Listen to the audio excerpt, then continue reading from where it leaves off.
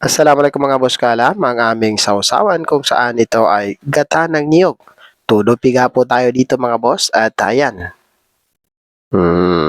Oy, nako, tumulo pa.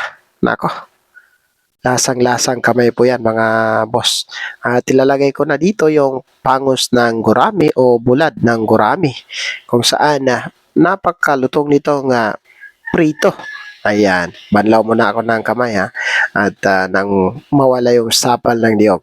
Lagyan muna natin ng mga panakot kung saan sibuyas dahon at sibuyas kung saan ito po yung nagpapabango at nagbibigay ng aroma o lasa nito.